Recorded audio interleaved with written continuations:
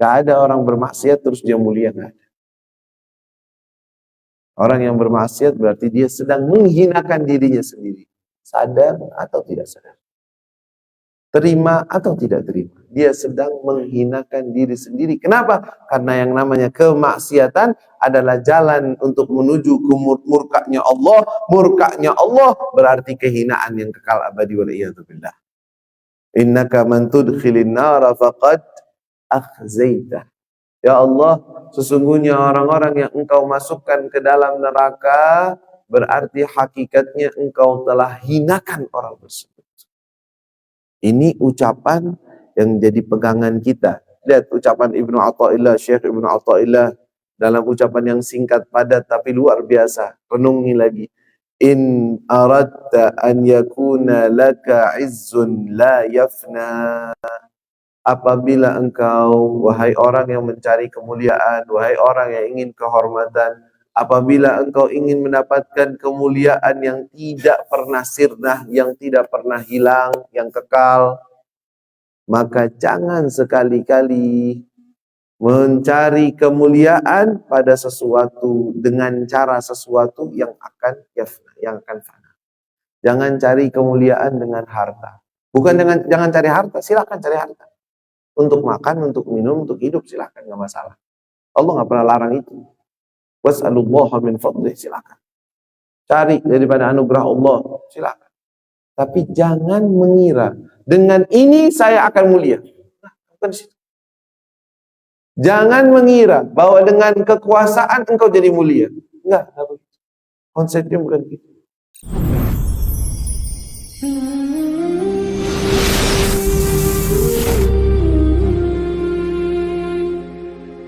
Assalamualaikum warahmatullahi wabarakatuh. Alhamdulillah. Alhamdulillahilladzi hadana lihada wa ma kunna linahtadiya laula an hadana Allah. Allahumma salli wa sallim wa barik wa karrim ala sayyidina wa maulana Muhammad. مفتاح باب رحمة الله عدد ما في علم الله صلاة وسلاما دائمين بدوام ملك الله وعلى آله وصحبه ومن والاه أما بعد سبحانك لا علم لنا إلا ما علمتنا إنك أنت العليم الحكيم رب اشرح لي صدري ويسر لي أمري واحلل عقدة من لساني يفقه قولي اللهم يا فتاح يا عليم يا فتاح يا عليم يا فتاح يا عليم افتح علينا فتحا قريبا يا فتاح يا عليم اللهم إنا نسألك فهم النبيين وحفظ المرسلين وإلهام ملائكة المقربين اللهم زينا بالعلم وأكرمنا بالتقوى وجملنا بالعافية برحمتك ya arhamar rahimin. Alhamdulillah, jamaah Masjid Agung Pelita, hafizakumullah wa ra'akumullah. Alhamdulillah, kita puja dan puji syukur kita kehadirat Allah Subhanahu wa taala atas segala nikmat yang Allah Subhanahu wa taala anugerahkan dan berikan kepada kita. Terutama nikmat Islam, nikmat iman, di mana kita semua tadi telah melaksanakan salah satu faridah, kewajiban di dalam Islam, salah satu rukun daripada rukun Islam, melaksanakan salat subuh berjamaah. Yang mudah-mudahan Allah Subhanahu wa taala terima amal ibadah kita sebagaimana sabda Rasul sallallahu alaihi wasallam, "Man shalla subha fi jama'atin faka'annama qama al-laila kullah." Dalam hadis Rasul sallallahu alaihi wasallam bersabda, siapa orang yang salat subuh berjamaah, bagaikan dia telah menghidupkan satu malam suntuk di dalam beribadah kepada Allah Subhanahu wa taala. Subhanallah. Amal yang ringan tetapi memiliki pahala besar. Kita ketika sholat berjamaah di masjid, melaksanakannya bersama-sama, maka mendapatkan pahala bagaikan kita mengerjakan semalam suntuk beribadah kepada Allah Subhanahu wa taala. Ma'asyiral muslimin wal muslimat rahimakumullah. Yaqulul haqq subhanahu wa ta'ala, qulillahumma malikal mulki tu'til mulka man tasha'u wa tanzi'ul mulka mimman tasha'u wa tu'izzu man tasha'u wa tudhillu man tasha'u biyadikal khair innaka ala kulli syai'in qadir. Allah Subhanahu wa ta'ala memberitahukan kepada kita, qulillahumma malikal mulk, katakanlah wahai Nabi kepada umatmu, kepada segenap manusia, agar mengetahui suatu bentuk hakikat yang harus mereka fahami. Bahwa apa? Qulillahumma malikal mulk. Sesungguhnya Allah, ya Allah, sesungguhnya Allah Subhanahu wa taala adalah malikal mulk, sang pemegang kekuasaan. Malikal mulki tu'til mulka man tasha', memberikan kekuasaan kepada siapa yang dikehendaki oleh Allah. Wa tanzi'ul mulka mimman tasha', dan mencabut kekuasaan yang dikehendaki oleh Allah. Konsep daripada kekuasaan, kepemimpinan yang sering menggiurkan manusia, yang membuat lalai manusia, Allah beritahukan kepada kita hakikat hal tersebut. Hakikat kekuasaan yang mutlak hanyalah milik Allah Subhanahu wa ta'ala. Adapun manusia yang dia mengira memiliki kekuasaan, hakikatnya adalah sesuatu yang dipinjamkan oleh Allah, dan itu bukan berarti kemuliaan di sisi Allah. Qulillahumma malikal mulki tu'til mulka man tasha' wa tanzi'ul mulka mimman tasha', dan Allah bisa mencabut kekuasaan tersebut dari siapapun yang Allah inginkan. Wa tu'izzu man tasha' wa tudhillu man tasha', dan Allah Subhanahu wa taala memuliakan siapa saja yang Allah ingin muliakan, dan Allah hinakan siapa saja yang Allah ingin hinakan. Ma'asyiral muslimin wal muslimat rahimakumullah, yang ingin saya sampaikan dan kita bahas di dalam pertemuan singkat ini, salah satu ungkapan Asy-Syaikh Al-Arif Billah Ibnu Athaillah As-Sakandari dalam kitabnya Al-Hikam. Kitab yang masyhur, kitab yang sering dibahas dan dikaji di mana-mana, yang terdapat di dalamnya nilai-nilai keilmuan yang tinggi dan pemahaman-pemahaman yang luar biasa daripada mutiara-mutiara ilmu yang beliau sampaikan, yang berkaitan dengan ayat yang tadi saya sampaikan, yaitu konsep memahami apa itu kemuliaan dan apa itu kehinaan. Banyak dari kita mengira kemuliaan itu ketika semua orang memujinya. Kemuliaan itu ketika dia kaya. Kemuliaan itu ketika dia punya. Kemuliaan itu ketika semua orang menghormatinya. Banyak yang mengira kemuliaan seperti itu, sehingga mereka berlomba-lomba untuk mendapatkan kemuliaan-kemuliaan seperti itu. Tapi di sini kita ingin membahas bersama-sama apa kemuliaan yang hakiki dan apa yang namanya kehinaan yang hakiki, yang harusnya kita cari daripada kemuliaan dan yang harusnya kita tinggalkan daripada kehinaan. Berkata Ibnu Athaillah As-Sakandari dalam menegur dan memberitahukan inti makna daripada kemuliaan ataupun juga makna daripada kehinaan, beliau berkata, in aradta an yakuna laka izzun la yafna fala tasta'izzanna bi'izzin yafna. Allah, apabila engkau ingin mendapatkan kemuliaan yang kekal abadi, apabila engkau ingin mendapatkan kemuliaan yang kekal dan abadi yang terus-terus bersamamu, maka jangan sekali-kali mencari kemuliaan pada sesuatu yang fana. Omongan kelihatannya singkat, tapi mengandung makna yang dalam. Mari kita sedikit bahas bersama-sama. Apa makna dibalik ungkapan semacam ini? Apabila engkau ingin mendapatkan kemuliaan yang abadi, maka jangan sekali-kali engkau mencari hal tersebut dalam kemuliaan yang fana, yang singkat, yang tidak kekal. Pertama kita harus tahu dulu, sebelum membahas mengenai kemuliaan yang abadi ataupun kehinaan ataupun kemuliaan yang fana, apa itu kemuliaan? Sebelum itu kita tahu dulu bahwa yang namanya manusia secara tabiatnya suka untuk mulia, pengen dimuliakan, itu tabiat manusia. Dan Allah Subhanahu Wa Taala tidak melarang hal tersebut. Semua dari orang, nggak ada yang mau dihina, nggak ada yang mau dijelek-jelekkan. Semua orang ingin dimuliakan. Semua orang ingin mendapatkan kemuliaan. Itu mutlak. Mau muslim maupun non-muslim. Itu tabiat manusia. Bahwa dia ingin mencari kemuliaan. Tapi yang masalah itu bukan di dalam ingin mendapatkan kemuliaan. Tapi cara dia dan pemahaman dia tentang kemuliaan. Lalu kemudian cara dia untuk mendapatkan kemuliaan. Ini yang masalah. Pertama, kita sebelum mencari dan mendapatkan keinginan, berarti kita tahu bahwa semua orang punya keinginan untuk menjadi mulia. Betul.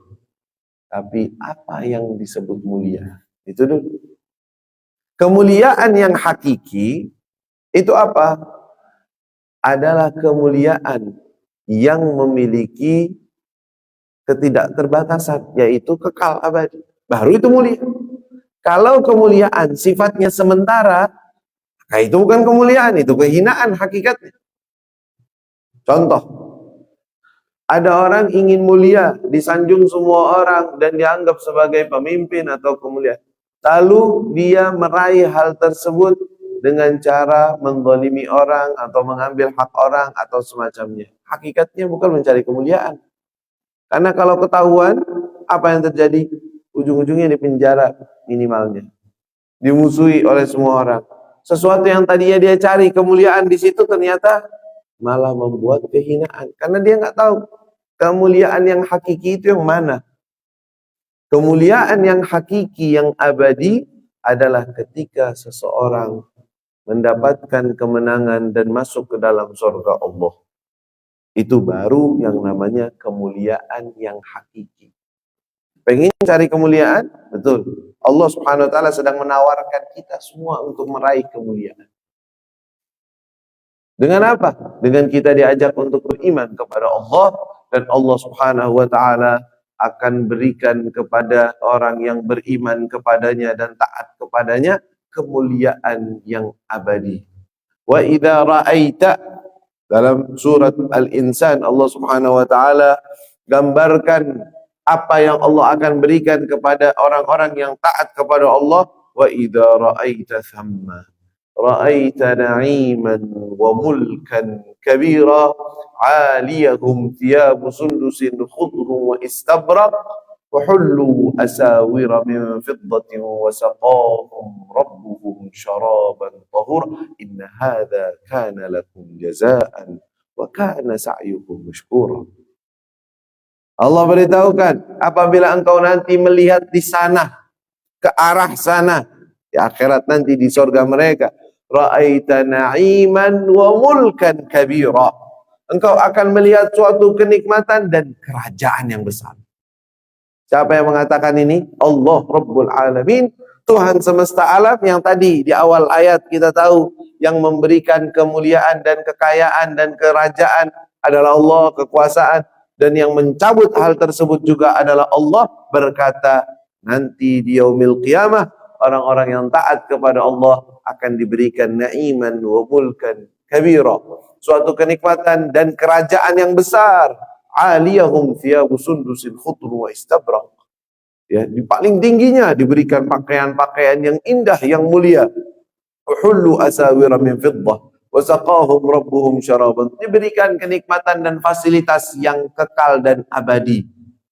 Inilah yang Allah berikan kepada orang-orang yang beriman kepada Allah. Berarti pemahaman yang paling pertama yang kita harus kuatkan dalam diri kita, bahwa kemuliaan yang hakiki ketika seseorang masuk ke dalam surga Allah, mendapatkan pahala dari Allah, mendapatkan anugerah surga dari Allah, berarti engkau sedang mendapatkan kemuliaan hakiki.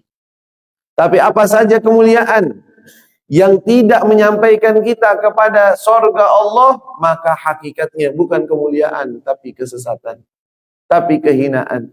Karena nanti di yaumil qiyamah yang paling hina adalah orang-orang yang masuk ke dalam surga, ke dalam neraka Allah. Dalam firman-Nya Allah sebutkan dalam surat Ali Imran, akhir daripada surat Ali Imran, beberapa akhirnya, Rabbana innaka man tudkhilin nara faqad akhzaitah wa ma lidh-dhalimin min ansar. Lihat, mereka berkata dan bermunajat kepada Allah, mengatakan, Rabbana innaka man tudkhilin nar faqad akhzaitah. Ya Rabb, sesungguhnya siapapun yang engkau masukkan ke dalam api neraka, hakikatnya engkau telah hinakan orang tersebut. Wa ma lidh-dhalimin min ansar. Dan sesungguhnya orang-orang zalim tidak memiliki siapapun untuk menolong mereka. Kalau begitu, kita sudah tahu, ma'asyiral muslimin, karena keislaman kita, keimanan kita kepada Allah, bahwa kemuliaan yang hakiki adalah kemuliaan yang menghasilkan ridha Allah dan memasukkan kita ke dalam surga Allah. Dan kehinaan yang hakiki adalah kehinaan ketika seseorang tidak mendapatkan ridha Allah dan dimasukkan ke dalam neraka Allah, waliyadzubillah. Ini perlu kita kuatkan dalam diri kita. Jadi landasan nih untuk omongan yang akan disebutkan lagi. Kita paham ini dulu. Karena kalau ini kita tidak sepakat atau kita belum merasa sreg dengan hal tersebut, beda lagi konsepnya. Beda lagi yang akan terjadi pada perbuatannya. Tapi kita harus sepakat dulu dan tahu bahwa kemuliaan yang hakiki ketika masuk ke dalam surga. Kehinaan yang hakiki ketika tidak dimasukkan oleh Allah dalam surga. Kelas? Ya, sudah tahu. Idza aradta an yakuna laka izzun la yafna. Nah, ini nyambung omongannya. Apabila engkau ingin mendapatkan kemuliaan yang kekal, surga, kemuliaan yang abadi, ingin, fala tasta'izzanna bi'izzin yafna. Maka jangan sekali-kali mencari kemuliaan dengan kemuliaan yang tidak abadi. Apa itu kemuliaan-kemuliaan yang sifatnya fata morgana, yang sifatnya tidak hakiki? Nah, ini yang manusia sering terjerumus di sana. Salah satu kemuliaan-kemuliaan yang dikira kemuliaan, tetapi hakikatnya bukan di situ kemuliaan. Seperti apa? Seperti harta dan tahta. Harta dan tahta adalah sesuatu yang sering membuat orang-orang mengira disitulah ada kemuliaan. Sehingga mereka berlomba-lomba menjadikan itu sebagai cita-cita besar. Kapan saya punya sekian? Kapan saya punya kayak gini? Kenapa engkau pengen banget punya seperti itu? Kenapa menjadi itu adalah tujuan utama hidupmu? Karena dia merasa dengan itu saya akan jadi mulia. Di sini Imam Ibnu Athaillah ingin menegur kita. Wahai orang yang pagi, siang, sore, malam cari dunia. Bukan haram. Tapi konsep pemahamannya. Wahai orang yang tujuannya pengen jadi pemimpin. Atau pengen berkuasa. Pengen menguasai ini, pengen menguasai itu. Apa yang kau cari? Kemuliaan? Kemuliaan itu yang hakiki bukan dengan cara itu engkau dapatkan. Kalau engkau mencari kemuliaan dengan cara sesuatu yang bukan mulia di sisi Allah, bukan perantara untuk sampai kepada kemuliaan yang hakiki di sisi Allah, maka hakikatnya engkau sedang menuju kehinaan, bukan menuju kemuliaan. Maka siapa saja yang menjadikan konsep memiliki harta yang banyak adalah kemuliaan. Lalu dengannya dia melakukan perbuatan-perbuatan yang tidak diridhoi oleh Allah. Dengannya dia berusaha, maka itu semua adalah fata morgana. Semua adalah khayalan yang tidak nyata. Coba beritahukan, siapa sih memang, apakah semua orang yang memiliki harta berarti dia mulia? Apakah begitu? Betul, secara zahir banyak orang akan memuliakan dia. Banyak orang yang akan memuja-muja dia karena hartanya. Tapi Allah Subhanahu wa taala telah berikan contoh di dalam Al-Qur'an, beberapa percontohan. Ada orang-orang yang diberikan oleh Allah keluasan dunia, tapi dia lupa akan tujuan akhiratnya. Dinyatakan di dalam Al-Qur'an, diceritakan langsung oleh Allah. Dan bagaimana orang-orang melihat, cara melihatnya yang tadi, bahwa ini adalah kemuliaan. Yang satu lagi tahu dan hakikat bahwa kemuliaan bukan di situ. Yaitu Qarun yang Allah ceritakan, inna Qaruna kana min qaumi Musa fabagha alaihim. Sesungguhnya Qarun itu termasuk dari kaumnya Nabi Musa, tapi dia berlewat batas daripada tindakannya. Ya. Wa atainahu minal kunuzi ma inna mafatihahu latanu'u bil usbati ulil quwwah. Allah kasih tahu bahwa kami telah memberikan kelapangan harta bagi dia, di mana orang-orang yang membawa kunci-kunci, bukan duitnya yang dibawa, kuncinya, kunci untuk tempat-tempat penjagaan hartanya, kunci-kuncinya aja dibawa oleh orang-orang kuat. Berat kuncinya doang, bukan hartanya saja. Kunci-kunci untuk menjaga daripada tempatnya hartanya yang sekian banyaknya, itu yang bawanya orang-orang kuat aja capek bawanya. Allah gambarkan kemegahan luar biasa, harta melimpah. Kalau bahasa sekarang udah bukan miliaran lagi, udah ini triliunan, lebih dari itu. Itu dia, ada orang kayak gitu tuh, ada. Dan di situ juga Allah gambarkan bahwa manusia dalam memandang hal tersebut, ada yang mengira itulah kemuliaan dan keberuntungan, dan ada yang tahu hakikatnya bahwa itu bukan kemuliaan dan keberuntungan. Wa qala alladziina yuriduna al-hayata ad-dunya wa ka'anna Allah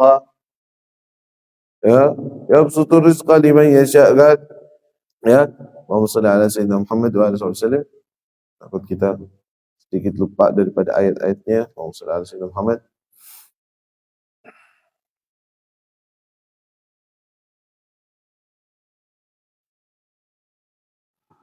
Setelah diberikan nasihat kepadanya, Allah gambarkan nih, cerita ini Allah Subhanahu wa taala cantumkan di dalam Al-Qur'an, dalam suratul Qasas, ada maknanya. Biar kita tidak mencari kemuliaan dengan hal-hal yang salah. Seperti yang tadi dalam hikam yang kita baca.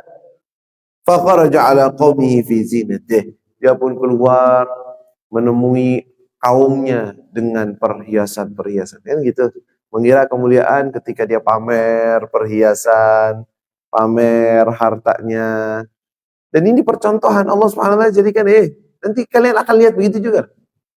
Di dunia kalian nih, dalam kehidupan kalian ada yang kayak gitu, ada. Luar dengan kerajaannya, dengan kemuliaannya, dengan pamer hartanya. Faqaraja ala qaumihi fi zinatih. Nah, disinilah manusia menjadi berbeda dalam memandang kehidupan tersebut. Kita yang mana nih? Qala alladhina yuriduna al-hayata ad-dunya ya laita lana mithla ma utiya Qarun innahu ladzu hadzin 'adzim. Berkata orang-orang yang menginginkan kehidupan dunia, lupa akan akhirat. Dia mengira kemuliaan itu di dunia.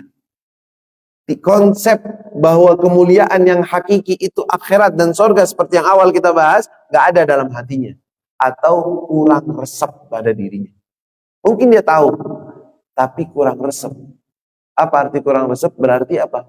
Iya sih, kemuliaan itu surga, tapi saya pengen. Ini hebat, ini mulia, ini. Iya, saya tahu surga ada, saya tahu ada yang namanya. Tapi ini. Ini yuridunal hayatad dunya. Cara pandang mereka bagaimana? Mereka melihat kepada Qarun yang diberikan oleh Allah luasnya harta, mereka mengatakan, ya laita lana mithla ma utiya Qarun. Andaikan saja kita mendapatkan seperti apa yang diperoleh oleh Qarun.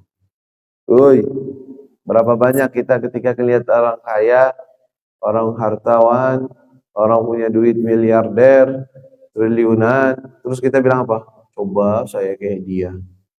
Coba saya kayak dia. Enak ya hidupnya. Ini percontohan Allah sudah contohkan. Jangan engkau mengulang permasalahan yang sama dan sesuatu yang sudah Allah gambarkan. Jangan bilang begitu. Itu cara pikir yang salah. Itu cara pikir yang gak sehat, gak benar.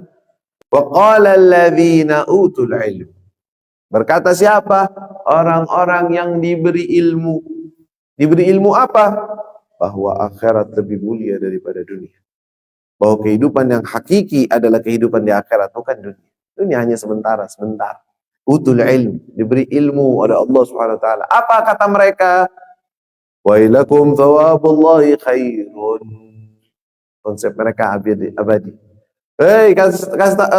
Ketahuilah bahwa pahala dari Allah itu lebih baik. Kenapa? Pahala dari Allah lebih baik daripada hartanya Qarun. Kenapa? Karena abadi, kekal.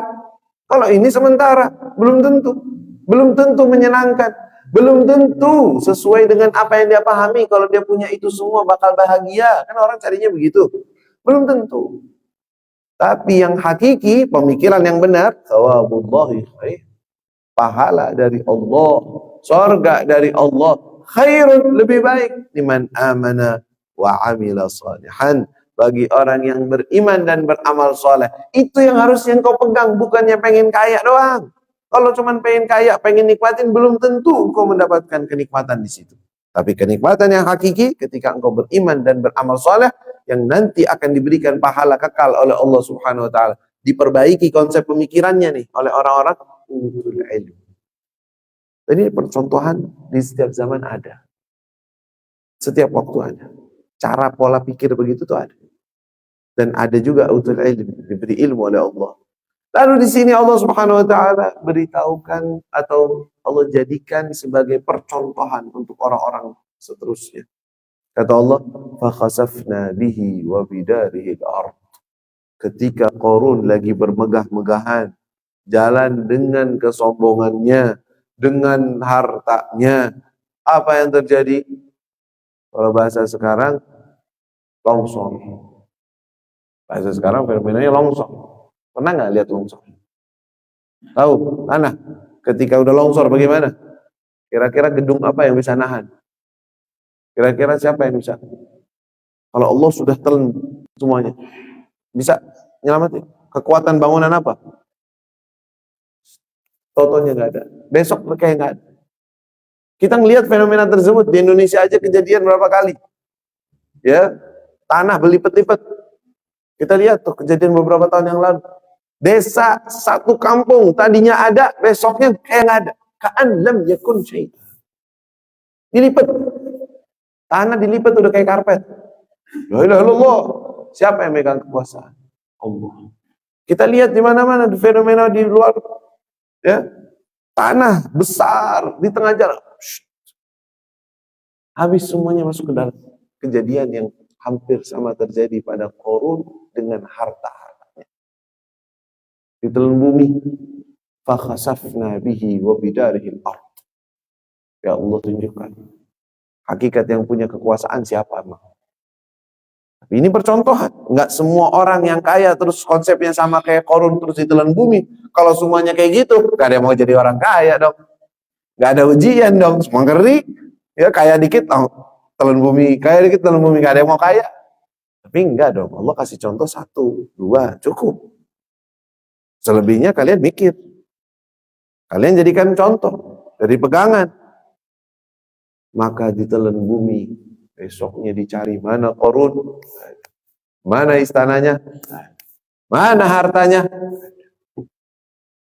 Ya Allah, semalaman hilang dong langsung. Semua orang kaget. Semua orang bingung, semua orang ngeri, gemeteran. Nah, disinilah berkata orang-orang yang kemarin pengen kayak Qarun, baru bersyukur kepada Allah. Kemarin pengen ngarep-ngarep, sekarang bersyukur, alhamdulillah. Alhamdulillah kita bukan kayak Qarun. Hah? Dia bilang apa? Alhamdulillah.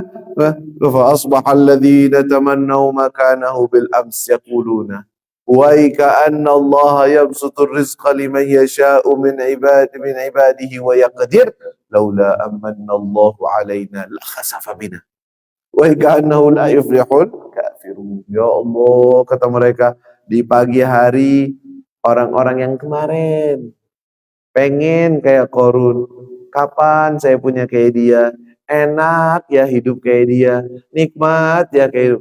Kata Allah, sesungguhnya kita baru lihat nih, Allah bisa memberikan rezeki kepada seseorang dan kapan saja rezeki tersebut dicabut oleh Allah Subhanahu wa taala. Matanya nyata depan mata, lihat.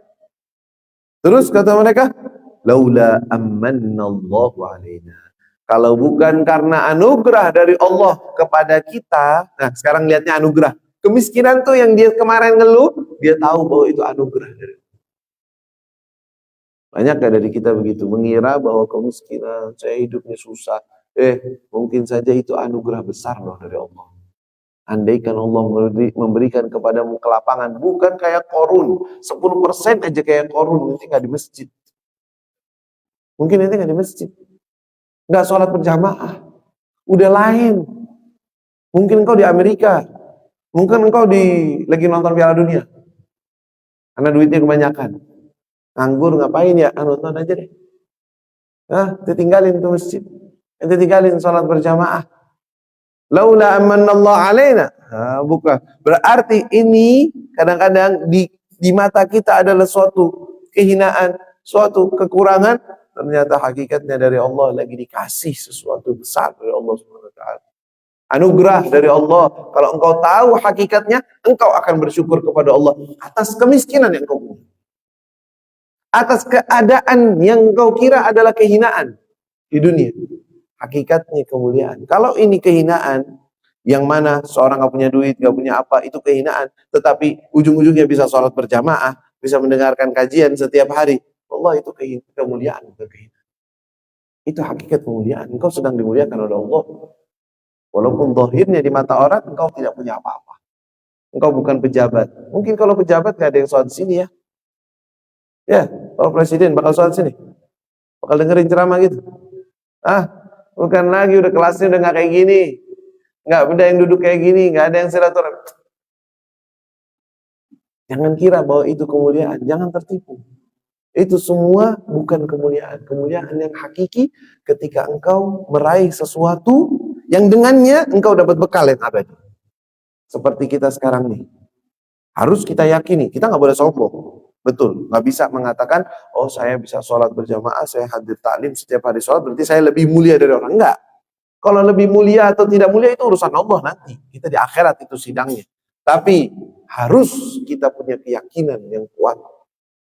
Percaya dari Allah bahwa ini, perbuatan semacam ini adalah kemuliaan. Lebih mulia dibandingkan orang-orang yang punya tahta, punya kerajaan, punya harta yang melimpah. Engkau bisa sholat berjamaah subuh, lebih afdal dibandingkan semua harta mereka. Harus engkau yakini itu. Bahwa engkau sholat subuh dan duduk antara subuh sampai isyraq. Lalu engkau duduk untuk ibadah kepada Allah, lebih afdal, lebih mahal, lebih mulia dibandingkan engkau pergi ke sana dan ke sini mendapatkan harta triliunan. Engkau harus yakini ini lebih afdal. Kenapa? Karena ini sumber untuk mendapatkan kemuliaan hakiki. Yang itu sumber belum tentu dapat kemuliaan. Itu harus kita pahami itu. Sehingga kita melaksanakan ketaatan bukan merasa hina. Kenapa ini saya begini, kayak kecil nikmat Allah kepadamu. Sebenarnya Allah lagi ngasih nikmat besar loh. Tidak diberikan oleh orang kepada orang kaya. Tidak diberikan kepada para pejabat. Allah sedang ngasih engkau. Karena engkau sedang menggunakan sesuatu yang izzun yafna. Yang yabqa. mendapatkan sesuatu yang dengannya engkau akan mendapatkan kemuliaan yang kekal abadi. Ya, kita lihat tuh, mereka yang tadinya kemarin menginginkan seperti Qarun, akhirnya mereka mengatakan, kalau bukan karena anugerah Allah, niscaya kita juga sudah ditelan bumi. Ya, baru nyadarin. Tapi ahlul ilm sudah tahu dari awal bahwa kemuliaan yang hakiki ada dalam taat kepada Allah. Ketika engkau taat kepada Allah, engkau sedang mulia. Karena engkau akan meraih kemuliaan yang abadi kekal. Ketika engkau bermaksiat kepada Allah, maka itu hakikatnya adalah kehinaan. Kenapa kehinaan? Gak ada orang bermaksiat terus dia mulia, gak ada. Orang yang bermaksiat berarti dia sedang menghinakan dirinya sendiri. Sadar atau tidak sadar. Terima atau tidak terima. Dia sedang menghinakan diri sendiri. Kenapa? Karena yang namanya kemaksiatan adalah jalan untuk menuju ke murkanya Allah. Murkanya Allah berarti kehinaan yang kekal abadi waliyadzubillah. Innaka man tudkhilin nara faqad akhzaitah. Ya Allah, sesungguhnya orang-orang yang engkau masukkan ke dalam neraka berarti hakikatnya engkau telah hinakan orang tersebut. Ini ucapan yang jadi pegangan kita. Lihat ucapan Ibnu Athaillah, Syekh Ibnu Athaillah dalam ucapan yang singkat padat tapi luar biasa. Renungi lagi. In aradta an yakuna laka izzun la yafna. Apabila engkau, wahai orang yang mencari kemuliaan, wahai orang yang ingin kehormatan, apabila engkau ingin mendapatkan kemuliaan yang tidak pernah sirna, yang tidak pernah hilang, yang kekal, maka jangan sekali-kali mencari kemuliaan pada sesuatu dengan cara sesuatu yang akan fana. Jangan cari kemuliaan dengan harta. Jangan cari harta, silakan cari harta. Untuk makan, untuk minum, untuk hidup, silakan, nggak masalah. Allah nggak pernah larang itu. Was'alullaha min fadlih, silakan. Cari daripada anugerah Allah, silakan. Tapi jangan mengira dengan ini saya akan mulia. Nah, bukan situ. Jangan mengira bahwa dengan kekuasaan engkau jadi mulia. Enggak begitu. Konsepnya bukan gitu. Jangan mengira ketika saya punya rumah, punya harta, punya ini berarti saya akan jadi mulia. Enggak begitu. Ketahuilah, kalau pengen jadi mulia, carilah dalam hal-hal yang dimuliakan oleh Allah hakikat. Apa itu? Kalau singkatnya, taqwallah. Udah, itu singkatnya sebenarnya. Kemuliaan hakiki ada di mana? Taqwallah. Kehinaan yang hakiki ada di mana? Dalam meninggalkan taqwallah. Itu khulosahnya. Itu singkatnya. Engkau berjalan di jalan taqwa, berarti engkau sedang mulia. Engkau berada di jalan, bukan di jalan takwa, maka engkau hakikatnya sedang mencari kemuliaan dalam hal yang tidak ada kemuliaan dari sisi Allah. Berarti dengan ini kita paham, siapa orang-orang yang paling mulia. Kan kita juga gitu ya. Kita pengen mulia dan kita membesar-besarkan orang-orang yang kita anggap mulia. Kan gitu. Kita ingin cari kemuliaan dengan harta karena kita kira dengan harta mendapatkan kemuliaan. Otomatis kita juga mengagungkan orang-orang yang memiliki harta. Kenapa? Mengira kemuliaan di situ. Tapi hakikat kemuliaan milik siapa berarti? Selain dari Allah, Allah hakikatnya dari Allah. Tapi siapa orang-orang yang paling mulia di sisi Allah? Al-muttaqun.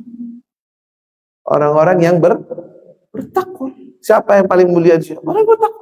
Makanya kata Allah Subhanahu wa taala dalam Al-Qur'an, "Inna akramakum 'indallahi atqakum." Nah, itu pernyataan yang enggak boleh diganggu gugat. Mutlak. Mutlak. Siapa yang paling mulia di antara kalian? Inna akramakum 'indallahi atqakum. Sesungguhnya yang paling mulia di sisi Allah di antara kalian yang paling bertakwa. Kalau kita telusuri siapa dari makhluk-makhluk Allah yang paling bertakwa? Para anbiya, para rasul. Makanya paling mulianya makhluk Allah adalah para rasul dan para anbiya. Dan inti pemimpinnya para nabi yang paling mulia, yang paling agung di sisi Allah, yang paling memiliki derajat ketakwaan tertinggi di sisi Allah, yang beliau sendiri mengatakan, ana akhsyakum lillahi wa atqakum lah, yaitu junjungan kita Nabi besar Muhammad sallallahu alaihi wasallam. Maka siapa manusia termulia di sisi Allah? Nabi Muhammad sallallahu alaihi wasallam. Karena beliau atqakum, paling bertakwa. Kalau mau jadi mulia, ngikutin yang paling mulia. Kalau ingin menjadi orang yang dimuliakan oleh Allah kekal abadi, kemuliaan yang hakiki, ikutilah manusia yang paling mulia di sisi Allah, yaitu junjungan kita Nabi besar Muhammad sallallahu alaihi wasallam. Maka siapa orang selanjutnya setelah Nabi Muhammad yang paling mulia? Orang-orang yang mengikuti Nabi Muhammad sallallahu alaihi wasallam. Para pewarisnya Nabi Muhammad, orang-orang yang mengambil ilmunya Nabi Muhammad, akhlaknya Nabi Muhammad, adab-adabnya Nabi Muhammad, mereka yang paling mulia. Maka di mata kita nih, kita sebagai umat yang udah tahu konsep ini, harusnya melihat para ulama, para pewaris Nabi, dengan melihat orang kaya, mana yang lebih mulia di mata kita. Kalau kita masih melihat bahwa orang kaya lebih mulia daripada mereka, berarti konsepnya masih belum datang, belum dapat. Masih salah. Karena masih ngelihat yang ini lebih mulia. Ini ngikutin Nabi Muhammad SAW. Betul, kalau dia basicnya ulama tapi tidak mengikuti Nabi Muhammad SAW, tidak sejalan, akhlaknya tidak seperti akhlaknya Nabi. Itu cuma gambaran doang. Itu cuma beberapa warisan daripada ilmu yang dia hafal saja. Tapi kalau engkau melihat pewaris Nabi Muhammad, maka itu adalah kemuliaan. Sekarang pertanyaannya, seberapa kuat kita dan seberapa semangat kita di dalam mendorong diri kita dan keluarga kita untuk mendapatkan kemuliaan tersebut. Ini konsep belum resep loh di masyarakat. Walaupun orang yang sudah paham. Kenapa? Ketika punya anak, ya, punya anak nih, 1 atau 2, anaknya cerdas, anaknya pintar. Jarang sekali yang mereka mengatakan, saya ingin anak saya untuk mempelajari ilmunya Nabi Muhammad SAW. Pengennya apa? Biar sekolah tinggi, biar jadi dokter. Loh. Mana yang mulia? Mana konsep kemuliaan? Yang paling mulia siapa? Nabi Muhammad. Orang yang paling mulia yang mengikuti Nabi Muhammad. Dan seorang ayah, seorang ibu, itu pasti pengen anaknya menjadi paling mulia. Ya apa tidak? Ada orang tua bilang, enggak deh, anak saya biar jadi orang biasa-biasa gitu. Enggak dong, pengen jadi yang paling mulia. Bahkan kalau kita bilang, anaknya mudah-mudahan jadi gubernur ya, doanya bisa kenceng banget. Wow, biar anaknya jadi pejabat atau seneng banget kayaknya. Itu karena apa? Karena dia ngerasa itu kemuliaan. Tapi orang yang konsep kemuliaannya sudah pas dalam hatinya, akalnya, pemikirannya, enggak. Saya pengen anak saya menjadi pewaris Nabi Muhammad SAW. Nah, terlihat nanti kalau udah pemahaman ini resep, kita lihat nanti dalam kehidupan kita, dalam menjalankan tarbiyah kita, mendidik anak-anak kita akan kelihatan. Kita inginnya ke sini. Nah, kalau dia nggak bisa, gagal, nggak kuat untuk belajar ilmu agama, nggak bisa di sini, nggak bisa, baru kita.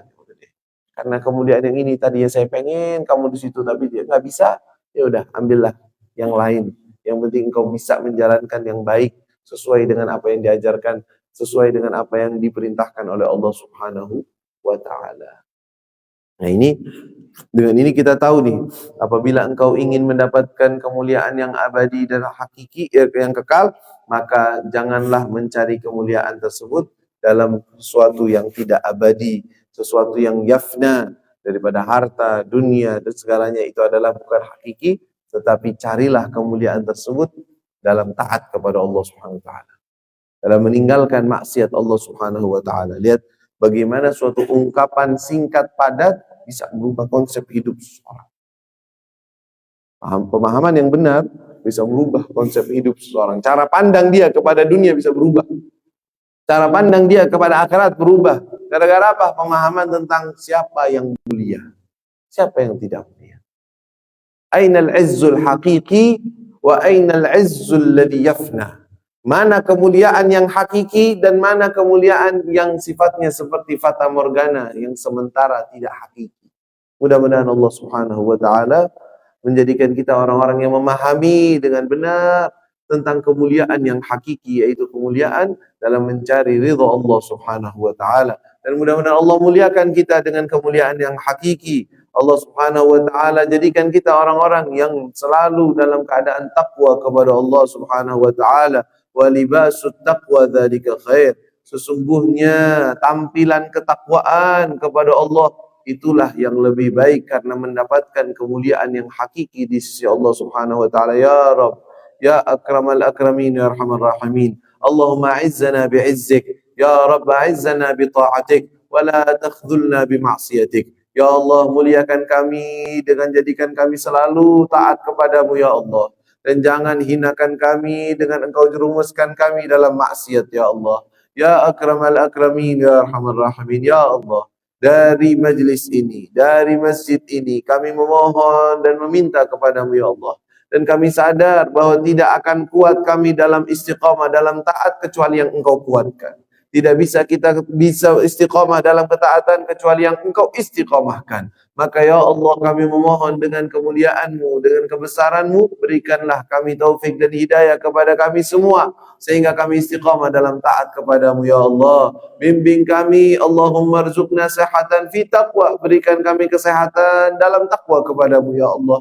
Dan jangan hinakan kami dalam maksiat ya Rabb. Kalau engkau ingin dan ingin menjerumuskan seorang hamba, maka kami bisa saja tergelincir dalam perbuatan maksiat. Kami ini lemah, syahwat kami bisa mempermainkan kami, keinginan-keinginan kami bisa mempermainkan kami. Setan di mana-mana, dari manusia maupun setan jin yang selalu menggoda kami. Kalau engkau tidak bentengi kami dan engkau jaga kami, maka hinalah kami ya Allah. Maka kuatkan kami ya Rabb, agar selalu taat kepadamu, agar selalu istiqamah dalam ibadah kepadamu, dan wafatkan kami semua dalam keadaan husnul khatimah, dalam keadaan husnul khatimah, dalam membawa la ilaha illallah, dalam keadaan taat kepadamu ya Allah, sehingga di dalam kubur kami melihat kemuliaan yang kau muliakan kepada orang-orang yang mulia. Dan di dalam padang mahsyar kami engkau kumpulkan bersama orang-orang yang mulia.